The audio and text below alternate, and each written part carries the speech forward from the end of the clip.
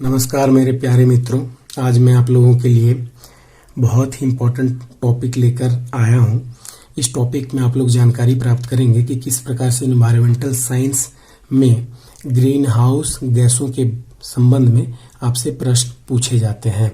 देखिए, आजकल सभी एग्जाम में इन्वायरमेंटल साइंस से बहुत सारे प्रश्न पूछे जाते हैं। ठीक है, ग्रीन हाउस गैसों, जिसे हम लोग GHG भी कहते हैं, को याद रखने का आसान ट्रिक मैं लेकर आया हूँ।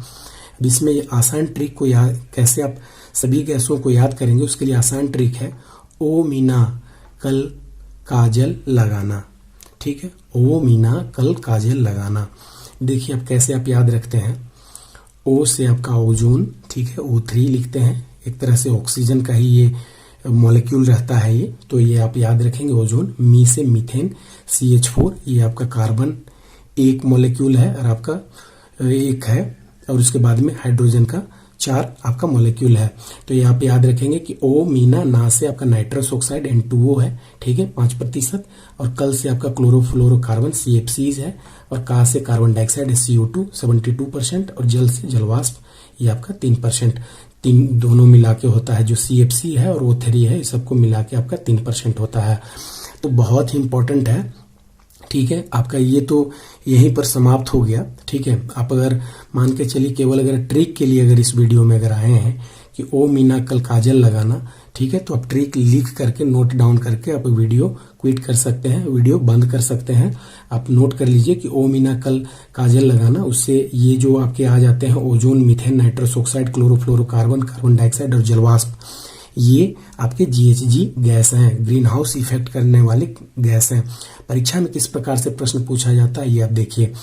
आपको कोई एक, जैसे मीथेन है, 4 ऑप्शंस में से एक मीथेन रहेगा और बाकी कुछ भी गैसें रहेंगी। जैसे आपको दे दिया, मान के चलिए गैस दे दिया कोई भी उठा के, जैसे नाइट्रोजन दे दिया, ठीक है, तो नाइट्रोजन तो नहीं है, नाइट्रोजन दे दिया, उसके बाद में हाइड्रोजन दे दिया, उसके बाद में और भी गैस का नाम क्लोरीन दे दिया, तो क्लोरीन भी गैस है, और एक मीथेन दे दिया। तो आपको चुनना है कि कौन सा आपका GHG है या फिर ग्रीन हाउस गैस है, तो आप मीथेन को चुनेंगे। उसी प्रकार से ऑप्शन बदल के आपको फिर कहीं किसी दूसरे क्वेश्चन में आपको कार्बन डाइऑक्साइड डाल देगा और 3 किसी और को डाल देगा, तो आप आसानी से कार्बन डाइऑक्साइड को एलिमिनेट कर सकते हैं, उसको निकाल सकते हैं।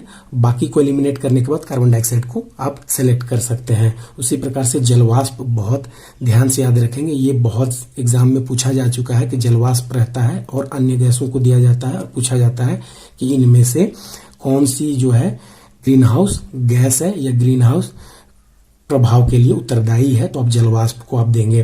तो ओ मीना कल काजल लगाना में आप देख रहे हैं कि ओ से ओजोन, मी से मीथेन, ना से नाइट्रस ऑक्साइड, ठीक है, ओ मीना से ओजोन, मीथेन, नाइट्रस ऑक्साइड, कल से क्लोरोफ्लोरोकार्बन, फिर का से कार्बन डाइऑक्साइड, और ठीक है, काजल में आप देखेंगे कि आप एक साथ याद कर लीजिए कि काजल में है कार्बन डाइऑक्साइड और जल से जलवाष्प है। तो ये बहुत इंपॉर्टेंट हो जाता है। आप यहीं पर क्विट कर सकते हैं अगर आपको केवल यही जानना था तो। और अगर महत्वपूर्ण चीजों के बारे में अगर जानना चाहते हैं तो आगे वीडियो के साथ आप बने रहें, जिसमें कि आप देखेंगे कि आखिर GHG क्या होता है, ग्रीन हाउस गैस क्या होती है। ग्रीन हाउस गैस के बारे में सबसे इंपॉर्टेंट चीज आपको जानना चाहिए कि ग्रीन हाउस गैस GHG वायुमंडल में, ठीक है, कंबल का कार्य करती है। ये आप हमेशा याद रखिए कि वायुमंडल में कंबल का कार्य करती है। मेरे प्यारे मित्रों, मेरा उद्देश्य हमेशा से यही रहता है कि आप लोगों का जो है कॉन्सेप्ट भी क्लियर हो और साथ के साथ आप ट्रिक के माध्यम से जो प्री एग्जाम के लिए होते हैं, चाहे वो UPSC हो या फिर आपके स्टेट PSC का एग्जाम हो, उसमें आप अच्छे अंक हासिल कर पाएं। तो अच्छे अंक आप तभी हासिल कर सकते हैं जब आपके पास जो है तथ्य के साथ साथ आपके मैटर्स भी क्लियर होंगे। तो मैटर्स क्लियर होंगे तो ये आपको मेंस एग्जाम में बहुत ही मदद करेगा। तो देखिए, ग्रीन हाउस गैस वायुमंडल में कंबल की भांति कार्य करता है। इसमें कंबल के लिए हम समझेंगे कि जिस प्रकार से हम ठंडे के दिनों में कंबल अगर ओढ़ लेते हैं तो कंबल क्या करता है कि एक सिमिलर टेम्परेचर पूरे का पूरा आवरण में, जितना एरिया नीचे के साइड में मान के चलिए 5 आदमी सोया हुआ है, तो पांचों आदमी को एक सिमिलर टेम्परेचर सबको जिस प्रकार से मुहैया कराता है, उसी प्रकार से जो GHG गैस है, ग्रीन हाउस गैस है, वो पूरे वायुमंडल में एक समान टेम्परेचर बनाने में महत्वपूर्ण भूमिका अदा करता है।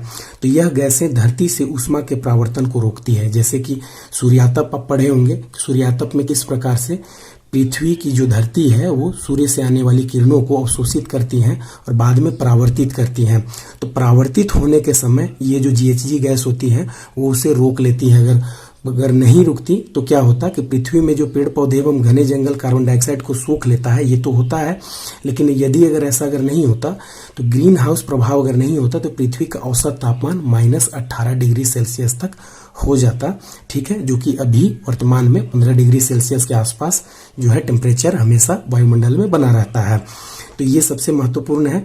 इससे पूरे विश्व में पर्यावरण संयोजन समान रहता है। ग्रीन हाउस गैस GHG के प्रभाव से संपूर्ण पृथ्वी की सतह पर एक निश्चित तापमान स्तर को बनाए रखने में मदद करता है, जिसके कारण यह जीवित प्राणियों, मनुष्यों, जानवरों, पौधों और अन्य जीवों के लिए रहने योग्य बनता है। इसी से जीवन का विकास संभव हो पाता है और जो भी मनुष्य, जानवर, पौधे और अन्य जीव जो है यहाँ पर जीवित अवस्था में रहते हैं, नहीं तो उनको बहुत ही मुश्किल का सामना करना पड़ जाता और बहुत से प्राणी जो है विलुप्त हो जाते। तो ये ग्रीन हाउस गैस के सकारात्मक प्रभाव हैं। अब देखेंगे कि जैसे आपका क्लोरोफ्लोरोकार्बन है, इसके बारे में एक महत्वपूर्ण तथ्य आप याद कर लेंगे कि क्लोरोफ्लोरोकार्बन आपका फ्रिज से निकलता है और ये ओजोन परत को भी क्षय करता है। तो आपसे जब प्रश्न में पूछा जाए कि ऑप्शंस दे के कि इनमें से कौन सी गैस जो है उत्तरदायी है ओजोन परत को क्षय करने में, तो आप क्लोरोफ्लोरोकार्बन या फिर CFCs भी लिखा हुआ रहता है, क्लोरोफ्लोरोकार्बन इसको कहते हैं, तो आप याद कर लेंगे। बाकी कार्बन डाइऑक्साइड जो है 72% वायुमंडल में पाया जाता है, प्रथम स्थान पर है। उसके बाद में द्वितीय स्थान पर मीथेन 20% के साथ में है।